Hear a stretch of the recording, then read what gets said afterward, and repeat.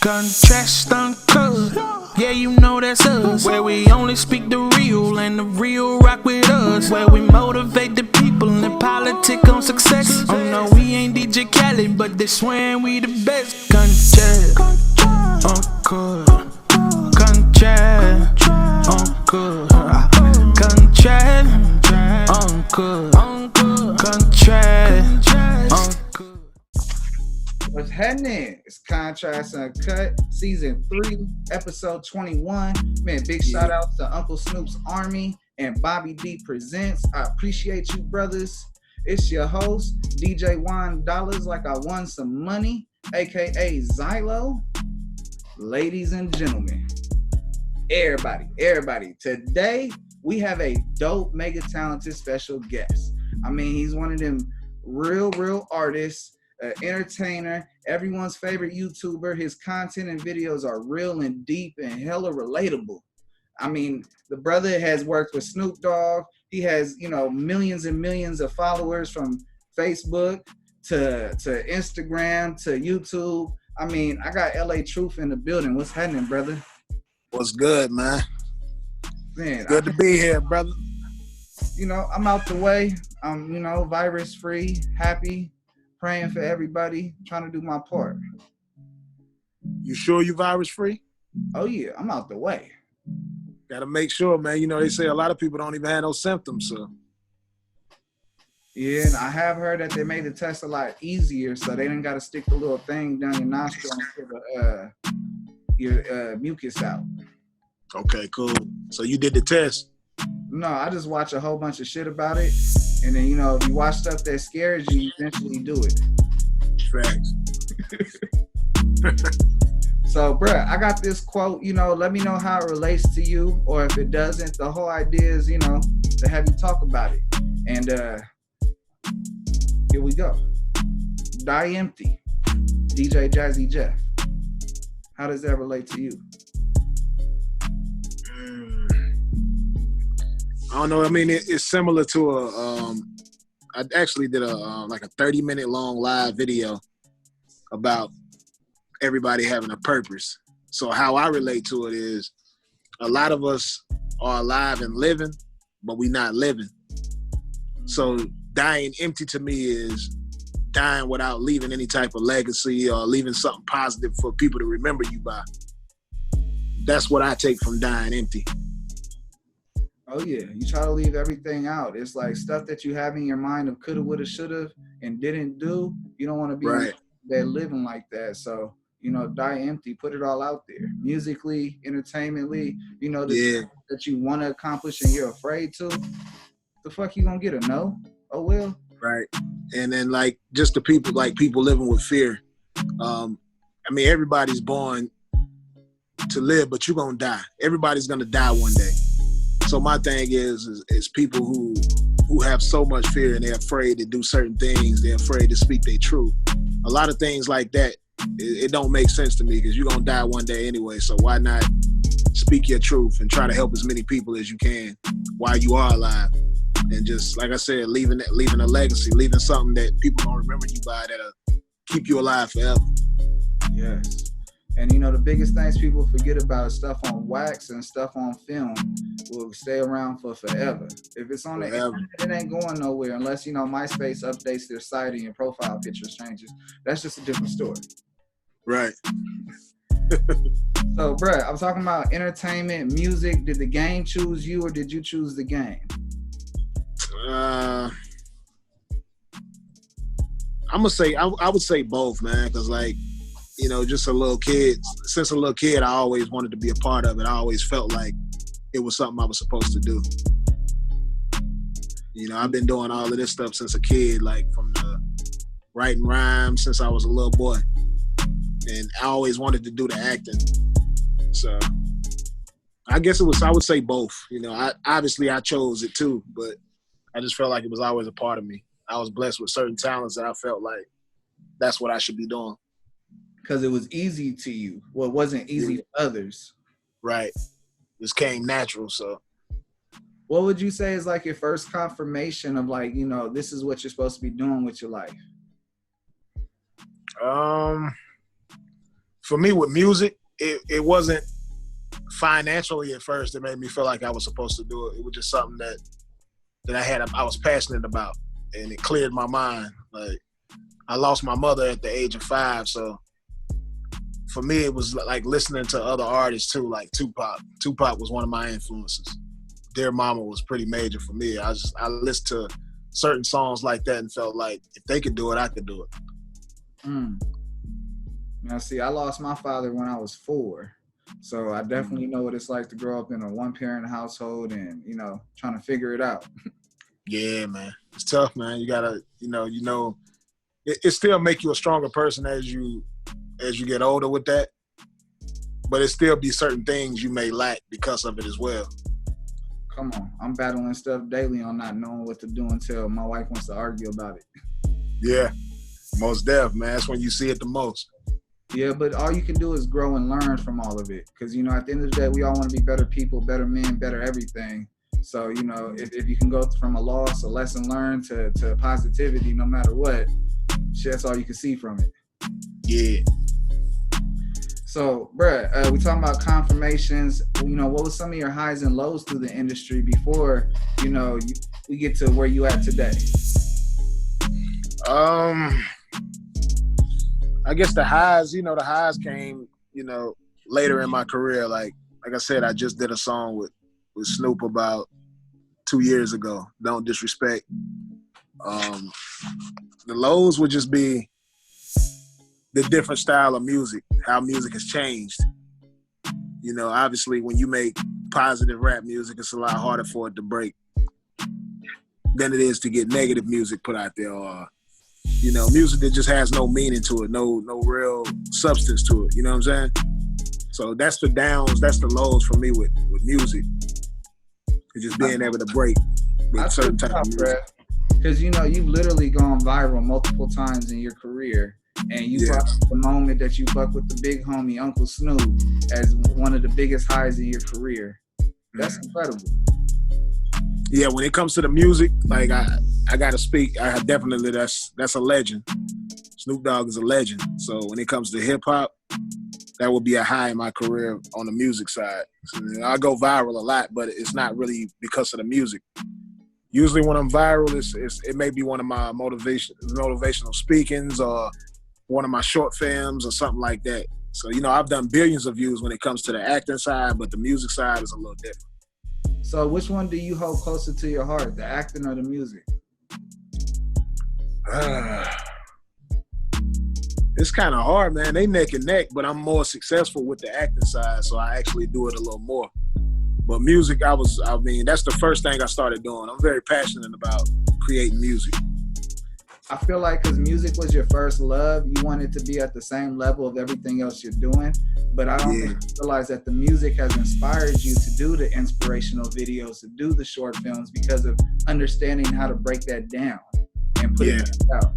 That's the gift. And that's a fact. No, it's dope hearing you say that. I ain't gonna lie, bro, because that was one of my big questions. I wonder what he gonna say. Is he really gonna say music, or is he gonna really give in on the success of the other side? And right. Facts. So, bro, what's the process for you to do a video? You know, when you get into making the films and putting out all this content, what's the process? What's the inspiration? 9 times out of 10, when I do stuff like that, it's something I experienced myself or I seen it firsthand. But when I'm doing like a lot of skits, I come up with a lot of stuff right on the spot. So it's like I consider myself a genius when it comes to that, man. I can just think of something that fast and just put it together. And see, the hardest thing for people to do is to close an idea. And boy, you got closures, you got sequels coming after that. Yeah. That's the power of the mind. And I feel like, the mind is the strongest thing and the most fastest thing on the earth. You can close your eyes and go to Japan and close your eyes and open it right here. Faster than light. Most definitely, man. I'm a Gemini too, so like I be balancing so many different ideas at once. I'm thinking about my clothing line. I'm thinking about the next song. I'm thinking about the next short film. I'm thinking about what I'm gonna teach my kids that day. what motivational topic I want to speak on. So it's like it's so much stuff going through my head at all times, and I'm hands on with a lot of stuff on my own too as well with my social media pages and all that. So that was you that followed me back. It wasn't a machine. Most definitely me, bro. Oh, my bad, bro. I had to have a little fun with that. It's all good, bro. That ain't me responding to every message though, but you know, if I follow you, it's me. Hey, everybody, he ain't following that many people, so you made the list. You made the cut. So, bro, let me ask you this. You know, what's some of the joys of what you do? You know, what is at the end of the day the results you're looking for? Is it to inspire through the music, inspire through the videos, or is it to change people's lives through seeing some real shit and real content of like everything you just said, bro? Like that sums it all up. Everything you just said, man. It's more about inspiring and motivating as many people as possible, because like I understand what it's like with not having a mother.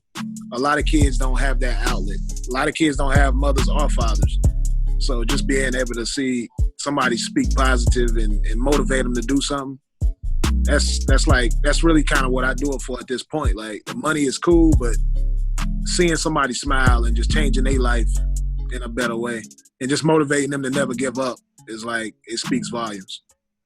So who was the one that named you the truth? I call myself the truth, man. I actually started that on my own, just speaking the truth. And that's one of the first rap names I came up with. But I changed it to LATruth because when back in the MySpace days, I created a page and it was at least 30 pages of rappers going by the truth. So I said, wow, I don't want to be just the truth like everybody else. So the LA means lyrical assassin, and it also means the in Spanish. So the truth. So I knew by putting it together like that, I would be the only person using that name. So that's where the name came from. And a lot of people thought I was from Los Angeles because of the LATruth. And it was like, nah, I'm not from LA. But bro, you be speaking the truth like you from LA. Yeah. Where you from, man? I'm from LA, to be honest. My family's from the East Coast, and we moved out here in the 70s, and then I came around in the late 80s. But you thought I was from LA? Nah, I did my homework. A lot of people did though. No, I was just making a joke out of it because they always say there's a whole bunch of everyone in LA got some real in them. It's something that Tupac said, and a lot of people take to heart to that. And so when you said LATruth, it's like, oh, he gotta have some LA in him. Right, gotcha. But no. I know you from the South. The hospitality and the realness, bro, that shit don't come from LA. Right. I ain't trying to knock it, but it's the truth. Yeah. So, bro, I could talk to you about videos and music all episode, and I definitely want to get into my next segments. And, my audience is waiting for it. And I'm going to get into it. It's my awareness segment. It's about police interaction. I'm talking about when the red and blue lights hit, that high beam in the back of your neck and searches for everybody in the car. And you hear that blurp sound and we get pulled over. And I ask my guests, everyone that comes on the show, what was the last time they were pulled over? And what's some advice they can give to, their youngster that doesn't have a big brother, dad in the situation to give them some advice in that situation? I've been that kid. Yeah, man. For me, man, I've been stopped probably over 100 times, man. I'm one of the most unlucky guys when it comes to getting in that automobile and driving and just getting through that peaceful without getting stopped. And this has happened because I started driving young, and it's always been like a cop magnet. Like I always get stopped. But I just feel like you just have to, at that moment, just judging by what happens with cops, you can't be aggressive at all. You have to listen to what they're saying to you. And I mean, that's so far I've been lucky to get by with all that. None of the cops never shot at me or treated me in a bad way. So, I never experienced that. Like I've definitely had them search my car, and just never got found anything on me. But I got harassed by the cops a lot, and I think it definitely comes from what you're driving and stuff like that. A lot of cops will pull you over for that, man. I done had every excuse in the book: tinted windows, rims, all type of weird stuff. But I don't know. I managed to get out of all that stuff. I haven't experienced any of that crazy stuff that I see on TV. But I think it's because of the way I approach the situation. Like I show my ID. It ain't no need for me to ask a million questions of. I do want to know why you stopped me, but at the same time, I want to leave this scene without getting shot or giving you any type of reason to think that I'm trying to do anything to you, because they make the excuse of fearing black men anyway, or just, different races. They make that excuse that they fear you. So I don't want to give you a reason to fear me. When you come up to my window, I already got my ID and my registration right there waiting for you. What's one thing that people do wrong that they should do differently in the interactions, in your opinion? I mean, I just think they gotta keep their emotions together. Like, I understand that they mad they got stopped. They may feel like they was pulled over for no reason, but you can't really come into that situation with an officer, especially when you already know they feel like they know it all. If you coming at them in a certain type of way, then that's when they gonna be way more aggressive. And like I said, I've been stopped over 100 times. I've gotten some warnings. I've gotten some speeding tickets. I've got tickets and stuff like that too. But I never had to deal with the stuff that I see on TV a lot. And I watch how. Now I have seen some approach it kind of the way I did too, in the turn bad. So it's kind of like. It's just who you dealing with at that time. I've got some OGs that definitely sat down, and the one thing that they say to tell the youngsters that if you realize you're being calm, cool, collective, and they're aggressive, just say, "Take me to jail." Just end all the in betweens and get to the paperwork, because you'll be over by the morning. Yeah, that's a fact. That's a fact. I can see that working too, but better than being put in a box. Come on. Actually, they have your ass sit out there for a crime scene for hours, and then you go in a damn bag in a box. Right. Just don't give them no reason. Don't give them no reason, because they're gonna use any reason in the book to be able to get you with that. No, reaching for anything, all type of stuff. I appreciate you sharing the story and really shining light, because as real as your videos are, I'd be like, man, I want to have his perspective on here. Yeah, man. I'll be like I said, I don't want to throw my own race under the bus, but when it comes to out of all the times I've been pulled over, I actually got worse treatment from black officers. And that's crazy. I don't understand why, but I got worse treatment from them. Damn. That's deep as hell. No, I've never got a warning ticket from a black officer. Man, because it's almost like as if it's a legacy. Because in their mind, they're trying to create a standpoint in their head. And, all they're doing, instead of educating, they're putting a fear in there. Yeah. And like I said, I had rims on my car, stuff like that. I got stopped, and I felt like, even in that situation, it just seemed like it might have been a little jealousy in that situation. No warning. And the same thing I might have said to that cop, I've said to the white cops, and got a warning. I got a warning with the white cops. I'm like, look, because I've been stopped so many times. Like, I tell you, my rims probably threw my speed off. You know what I'm saying? It's worked several times. Like, my rims, I'm gonna get them calibrated, make sure that ain't what it is. We're gonna give you a warning. But the black cop, it didn't work at all. Maybe the black cop is just smarter, or they feel like they just know that they must feel like the rims can't throw it off. I don't know, but if you got rims on your car, it can throw the speed off. Gang.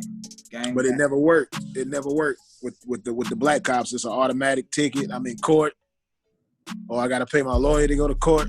So it's like every time. but I've got several warning tickets. So it works, everybody. It works. Yeah, tell them your rims is throwing your speed off. Come on. Let the gyms But run. slow down too. Like I was young. This is when I was young. Like I hadn't got a speed ticket. I haven't been pulled over in a few years. So now, you know what I'm saying, I used to drive a little faster than I should. I used to hit the brakes as soon as I see a cop. That's another thing too. When you see a cop and you drive, don't hit them brakes. Take your foot off the gas and keep pushing. Don't hit them brakes. As soon as you hit them brakes, they know it was a reason why you hit them brakes. So that gives them a reason to pull you over. Yeah, facts.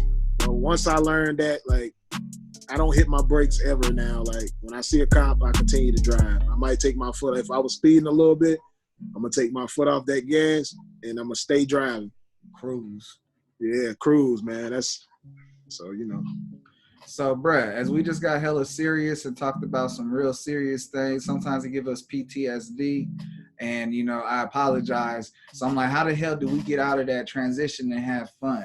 And so I came up with this thing called Trading Places. And, you know, it's that movie back in the day, Eddie Murphy, Dan Aykroyd, they wake up and Mortimer's, you know, the whole thing switch. And so I take that idea and we take two iconic lives and we switch them. And, you know, question number one is, will it work? Question number two is, what would life be like if they traded places? And the two people I got for you is Kid Rock trading places with Jermaine Dupri. Question number one, will it work? Can you see Jermaine Dupri in Kid Rock's body? And can you see Kid Rock inside of Jermaine Dupri's body? It probably would work. Now, will it be something different by both of them if they traded places?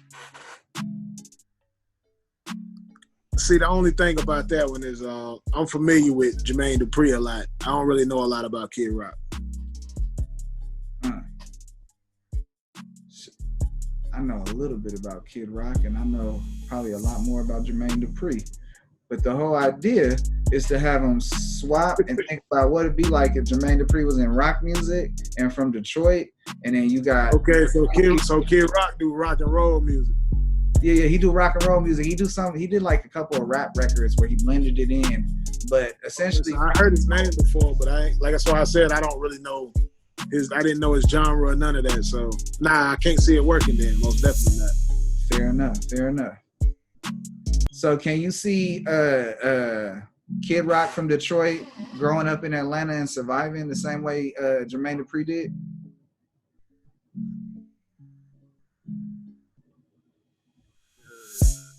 Yeah, I think he could. And then same question, do you think Jermaine Dupri would make it in Detroit? I don't know, Detroit a little rough, I think. I think so though. Like they characters, from what I know about Jermaine Dupri, I think so. I think he'd have been all right. I don't think Jermaine Dupri was a street guy or nothing. He was a regular. He carried himself in a manner I think he'll be okay. Yeah, he was a businessman. He'll talk his way out of anything. Yeah, I think he'd have been okay either way. So man, you definitely survived Trading Places. I got this next segment called Impulse Q&A. And you know, the whole idea is to have you think about quick answers to these quick questions. They're questions on cards. They're from like a fan perspective. Gotcha. And you get to pass, but the whole idea is that you got to answer 3 questions. If you were, question number 1, if you were stranded on a desert island and you could only choose one person to keep company, who would it be, and what about one animal? My wife. And one animal? Yes. A dog. What kind of dog? Pit bull. Fair enough. Red or blue? Or are you gonna get a bully? Red. Red nose, okay. Fair enough. Question number 2. If you got stuck in an elevator and were forced to listen to only one song, what song would you pick?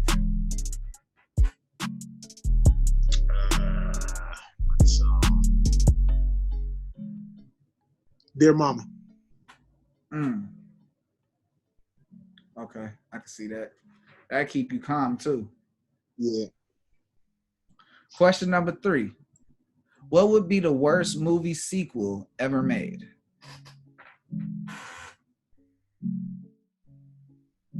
Pass. What's something that people think makes them look cool, but actually makes them look ridiculous?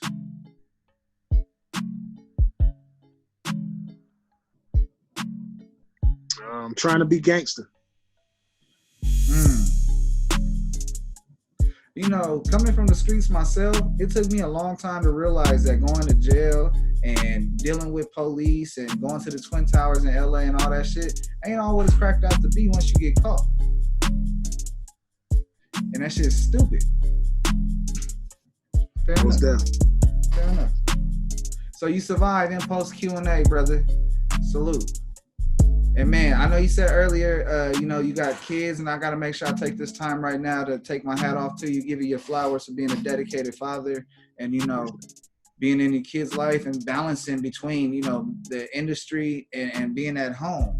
And so my question to you is how did you find a way to balance? I don't know. I ain't really have to balance it because, like, with being a father and being an entertainer, I put them both. You know what I'm saying? Like, honestly, being a father is more important to me. So I never really had to balance those two. Do you bring like the kids and everybody everywhere you go? Nah, I definitely can't take them everywhere I go or nothing like that, but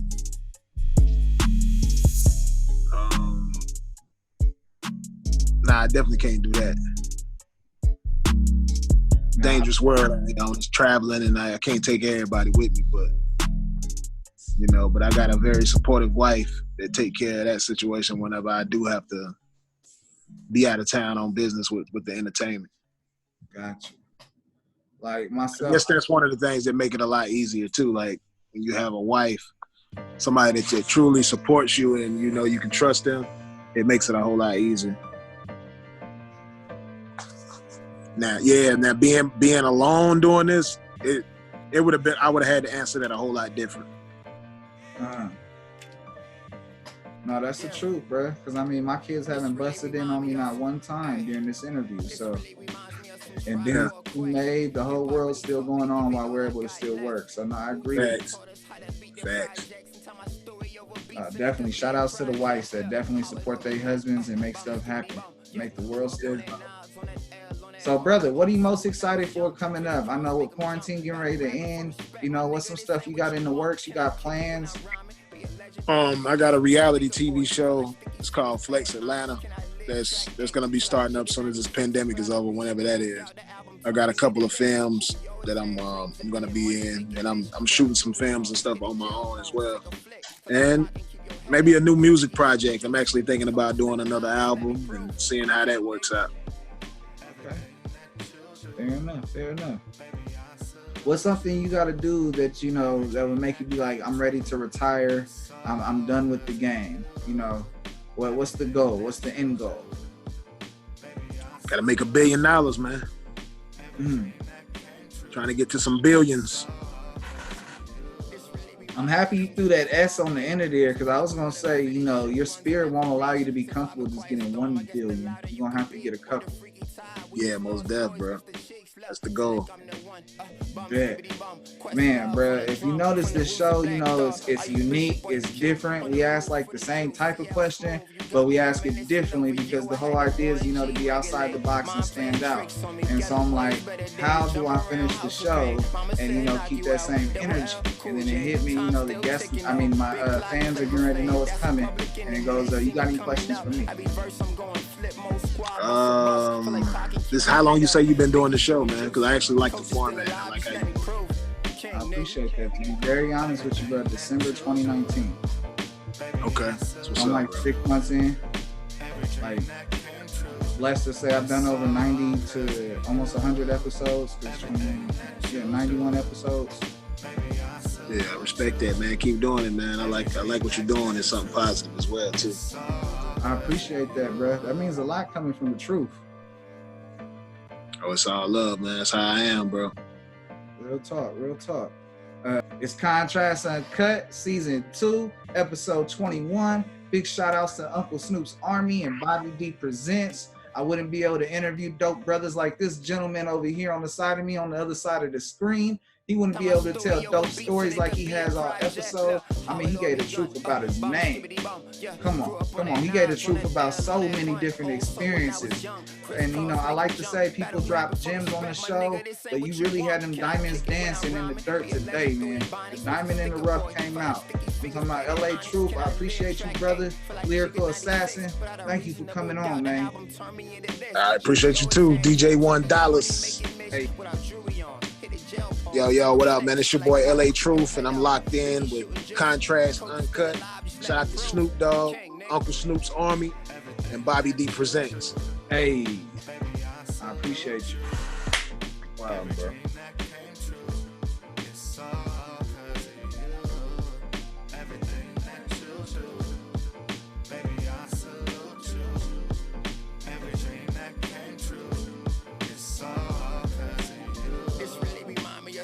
From all deep, survival with a fitted shook ones and never reach. Survive a quiet storm, I guess the louder you could be. Or the freaky tide, we was lost boys, Mr. Cheeks, love, feel like I'm the one.